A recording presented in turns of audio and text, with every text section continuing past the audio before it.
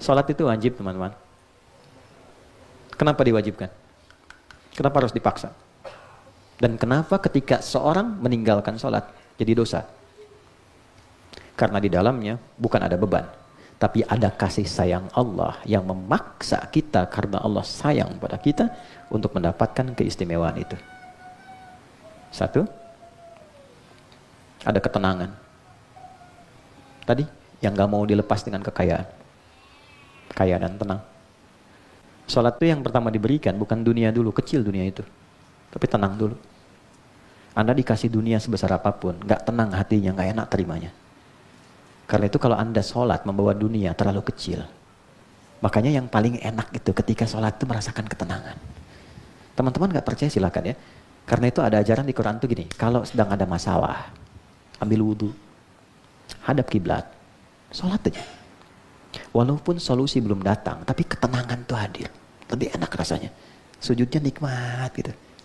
Kadang-kadang kita nangis tuh, bahasa Nabi Yakub tuh gini, innama ashku bathi wa huzni Allah. Ya, innama ashku bathi wa huzni, saya tuh kalau curhat, saya punya masalah, bahkan kesedihan saya tumpahkan di atas sejadah, ilallah, kepada Allah. Jadi bukan di atas Instagram, bukan di YouTube. Siapa yang suka tolong aminkan ya. Tambah masalah. Tangkan sajadah, ambil wudhu, sholat. Itu dahsyatnya Allah kasih ketenangan pada jiwa kita. Nanti kalau sudah tenang, itu pelan-pelan muncul solusi. Datang gitu. Satu. Oke? Nah ini satu. Dan ketenangan itu mahal. Ini. Yang kedua, kalau sudah tenang, perilaku kita berubah. Demi Allah saya katakan, pasti berubah.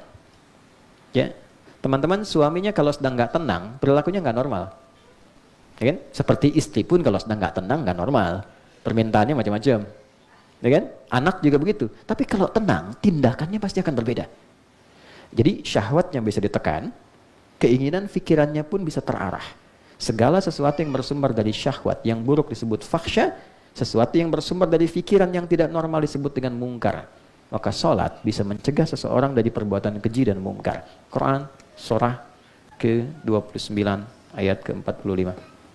Inna sholata tanha anil fakhsya wal mungkar. Tentang tenang, Quran surah ke-13 Ar-Ra'd ayat 28. Sudah? Pelan-pelan ya. Ala bidzikrillahi tatmainnul qulub. Yakinkan pada dirimu yang paling dalam, zikirmu bagus, hatimu tenang. Dan puncak zikir itu salat. Di Quran surah 20 ayat 14, zikir disebut dengan salat. Oke? Wa aqimis salata lidzikri. Jadi, untuk apa kita dipaksa salat? Alhamdulillah, supaya lebih tenang. Untuk apa dipaksa salat? Supaya menjadi lebih baik.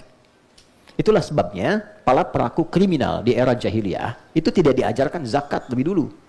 Bukan puasa, bukan haji. Ibadah pertama salat.